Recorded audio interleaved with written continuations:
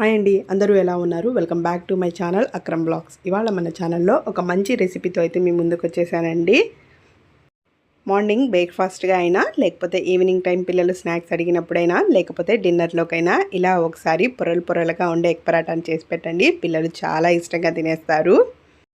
బయట నుంచి పొరలుగా, లోపల నుంచి ఎగ్ స్టఫింగ్తో చాలా బాగుంటుందండి. అలా కెచప్ నంచుకొని తింటే ఎన్ని తింటున్నామో కూడా తెలియదు మనకి. మరి ఇంకెందుకు ఆలస్యం, పూర్తి వీడియోలోకే తెలిపోదామా? దీనికోసం ముందుగా ఒక మిక్సింగ్ బౌల్ తీసేసుకొని 1 కప్పు వరకు గోధుమ పిండిని అయితే తీసుకోండి. నేను ఇక్కడ ఆశీర్వాద్ గోధుమ పిండిని తీసుకున్నానండి. ఇలా గోధుమ పిండిని వేసుకున్న తర్వాత అందులోకి మీ టేస్ట్కి తగ్గట్టు సాల్ట్ని అయితే యాడ్ చేసుకోండి. ఆ తర్వాత 1 టేబుల్ స్పూన్ ఆయిల్ని కూడా యాడ్ చేసేసుకొని ముందుగా ఈ పిండి మొత్తానికి కూడా ఆయిల్ పట్టేటట్టు ఇలా చేత్తో రబ్ చేసేస్తూ కలిపేసుకోవాలి. ఇలా ఆయిల్ మొత్తాన్ని కూడా మంచిగా పిండిలో కలిసిపోయేటట్టు మిక్స్ చేసేసుకున్న తర్వాత ఇప్పుడు కొంచెంగా వాటర్ని యాడ్ చేసుకుంటూ మనం రెగ్యులర్గా చపాతీ పిండిని ఏ విధంగా అయితే సాఫ్ట్గా కలుపుకుంటామో అదే విధంగా ఈ పిండిని కూడా కలుపుకోవాలండి. చూస్తున్నారు కదా, కొంచెంగా వాటర్ని వేసుకుంటూ కలుపుకుంటున్నాను. ఒకేసారి వాటర్ అయితే వేయొద్దండి.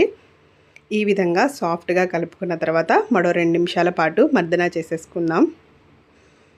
చూసారు కదా, పిండి ఈ విధంగా ఉంటే సరిపోతుందండి. ఇప్పుడు దీనిపైన మనం మూత పెట్టేసుకొని పక్కన పెట్టేసుకుందాం. నెక్స్ట్ అయితే మరొక మిక్సింగ్ బౌల్ తీసేసుకొని దీంట్లోకి ఒక చిన్న సైజు ఉల్లిపాయని ఈ విధంగా చిన్న ముక్కలుగా కట్ చేసేసుకొని వేసేసుకోండి. అలాగే ఒక పచ్చిమిర్చిని ఈ విధంగా చక్రాలుగా కట్ చేసుకొని వేసుకోండి. ఆ తర్వాత ఒక చిన్న టొమాటోని ఈ విధంగా సన్న ముక్కలుగా కట్ చేసేసుకొని వేసుకోవాలి. ఆ తర్వాత కొంచెం కొత్తిమీరని సన్నగా తరిగేసుకొని వేసుకోండి. ఆ తర్వాత మీ టేస్ట్కి తగ్గట్టు సాల్ట్, కారం వేసేసుకొని ముందుగా స్పూన్ సహాయంతో వీటన్నిటిని కూడా మంచిగా మిక్స్ చేసేసుకోండి. మనం వేసుకున్న కూరగాయలన్నిటికి కూడా ఉప్పు, కారం పట్టేటట్టు ఇలా మంచిగా మిక్స్ చేసేసుకున్న తర్వాత ఇందులోకి 3 గుడ్లను అయితే వేసుకోవాలండి. నేను తీసుకున్న 1 కప్పు పిండికి నేను ఇక్కడ 3 కోడిగుడ్లను అయితే తీసుకుంటున్నానండి. ఇవి ఇన్నే తీసుకోవాలి అని ఏం లేదు, మీకు ఎన్ని కావాలనుకుంటే అన్ని తీసుకోవచ్చు. స్టఫింగ్ ఎంత లావుగా ఉండాలి అనుకుంటే అంత తీసుకోండి. నేను ఇక్కడ 3 కోడిగుడ్లను కూడా పగలగొట్టుకొని వేసుకున్న తర్వాత మంచిగా మిక్స్ చేసేసుకున్నాను. ఇలా మిక్స్ చేసేసుకొని ఈ మిశ్రమాన్ని పక్కన పెట్టేసుకోండి. తర్వాత మనం ముందుగా కలిపి పెట్టుకున్నాం కదండి పిండి, దాన్ని మరో 2 నిమిషాల పాటు మర్దన చేసేసుకుంటే మరింత సాఫ్ట్గా అవుతుంది. ఇలా సాఫ్ట్గా అయిన తర్వాత చిన్న ఉండల్లాగా అయితే చేసేసుకోండి. నాకైతే ఇక్కడ మొత్తంగా 6 ముద్దలు అయితే వచ్చాయండి. ఇప్పుడు ఇందులో నుంచి ఒక చపాతీ ముద్దనైతే తీసేసుకుందాము.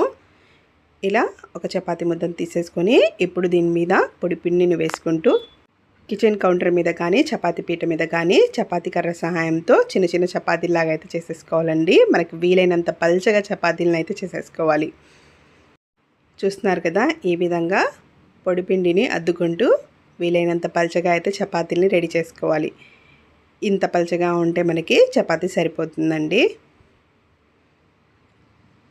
ఇలా చేసుకున్న చపాతీల్ని పక్కన వేరే ప్లేట్లోకి అయితే వేసేసుకోండి. ఇదే విధంగా మిగతా 6 ముద్దలతో కూడా నేను చపాతీలను అయితే ఒత్తేసుకున్నానండి.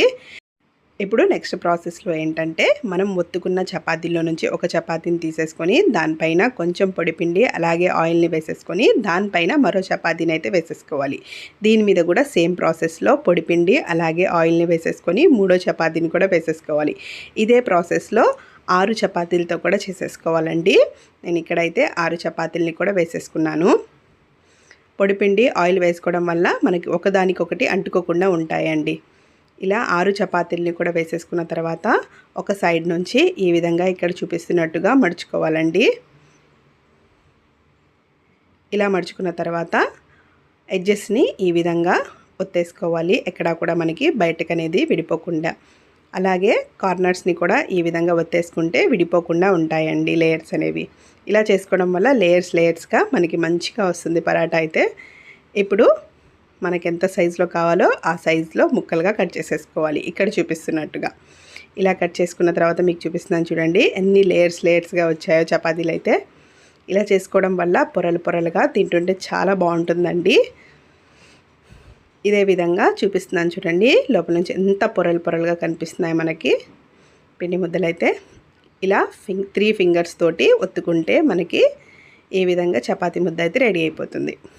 ఇదే విధంగా అన్నిటిని కూడా చేసేసుకొని పక్కన మరో బౌల్లో అయితే తీసి పెట్టేసుకోండి.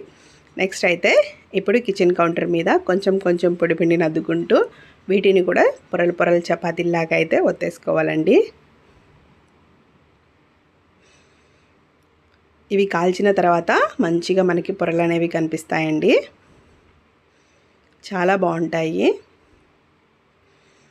ఇలా మంచిగా మనకు వీలైనంత పల్చగా చపాతీలను అయితే ఒత్తేసుకోవాలి. ఈ చపాతీలు అయితే చాలా మెత్తగా ఉంటాయండి. ఇలా చేయడం వల్ల మనం ఆయిల్ అయితే వేసుకున్నాం కదా మంచిగా. ఇదే విధంగా అన్ని చపాతీలను అయితే రెడీ చేసేసుకున్నాను. నెక్స్ట్ అయితే స్టవ్ ఆన్ చేసేసుకొని ప్యాన్ పెట్టేసుకోవాలి. ప్యాన్ మంచిగా వేడైన తర్వాత మనం ముందుగా చేసుకున్న చపాతీని అయితే ఇందులో వేసేసుకోవాలి. ఒక సైడ్ మంచిగా కాలిన తర్వాత రెండో సైడ్కి అయితే ఫ్లిప్ చేసేసుకోవాలండి. ఇలా మంచిగా మనకి రెడ్ కలర్ స్పాట్స్ కనిపిస్తాయి. ఆ టైంలోనే పైనుంచి కొద్దిగా ఆయిల్ అయితే వేసేసుకోవాలి. ఆయిల్ మొత్తాన్ని కూడా చపాతీకి స్ప్రెడ్ చేసేసుకోవాలండి. ఈ విధంగా స్ప్రెడ్ చేసేసుకున్న తర్వాత రెండో సైడ్కి కూడా ఫ్లిప్ చేసేసుకోవాలి. రెండో సైడ్ కూడా మంచిగా ఆయిల్ని అయితే అప్లై చేసేసుకోండి. ఇలా ఆయిల్ని అప్లై చేసేసుకొని 2 సైడ్స్ కూడా మంచి కలర్ వచ్చేసిన తర్వాత ఇప్పుడైతే వీటిని పక్కకు తీసేసుకోవాలి. ఇదే విధంగా అన్ని చపాతీలని కూడా చేసేసుకోవాలండి. ఇలా అన్ని చపాతీలని కూడా చేసేసుకున్న తర్వాత నెక్స్ట్ అయితే మనం ముందుగా కలిపి పెట్టుకున్న కోడిగుడ్డు మిశ్రమం ఉంది కదండి, దాంట్లో నుంచి ఒక 2 గరిటెలు అయితే ఈ ఆమ్లెట్ మిశ్రమాన్ని ప్యాన్లో వేసుకోవాలి. చూస్తున్నారు కదా, ఇలా 2 గరిటెలు అయితే వేసుకున్నాను. వేసుకొని మంచిగా స్ప్రెడ్ చేసేసుకోవాలి. ఇలా స్ప్రెడ్ చేసేసుకున్న తర్వాత సైడ్ నుంచి కొద్దిగా ఆయిల్ వేసుకుంటే మనకి ఆమ్లెట్ అనేది చక్కగా రెడీ అవుతుంది.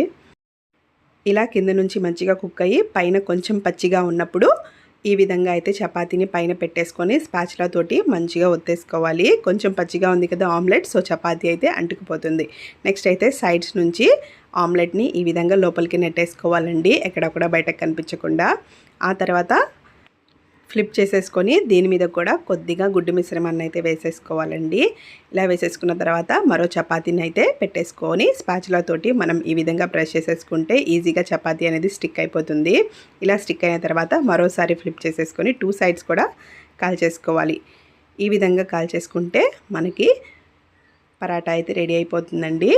ఇప్పుడు దీన్ని సర్వింగ్ ప్లేట్లోకి తీసేసుకొని కేచప్తో సర్వ్ చేసేసుకోవడమే. చూస్తున్నారు కదా ఎంత బాగున్నాయో పరాటాస్ అయితే మనవి, లేయర్స్గా మంచిగా కుక్ అయ్యి లోపల నుంచి ఎగ్ స్టఫింగ్తో తింటుంటే ఇంకా తినాలనిపించేలా ఉంటాయండి ఈ ఎగ్ పరాటాస్ అయితే.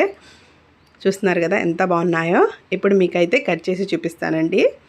ఈ విధంగా పిజ్జా కట్టర్ సహాయంతో సర్వ్ చేసేసుకుంటే పిల్లలు చాలా ఇష్టంగా తింటారండి. లోపల నుంచి చూడండి ఎగ్ స్టఫింగ్ ఎంత బాగుందో మనకి. ఇలా కెచప్లో నంచుకొని తింటుంటే ఎన్ని తింటున్నామో తెలియదు. మరి ఇంకెందుకు ఆలస్యం, మీరు కూడా ఈ రెసిపీని మీ ఇంట్లో ట్రై చేయండి. ట్రై చేసి ఎలా వచ్చిందో నాకు కామెంట్ సెక్షన్లో అయితే తెలియజేయడం మర్చిపోకండి. నా ఈ వీడియో కనుక మీకు నచ్చినట్టయితే లైక్, షేర్ అండ్ సబ్స్క్రైబ్ అండి. Thanks for watching. ఉంటాను మరి, బాయ్.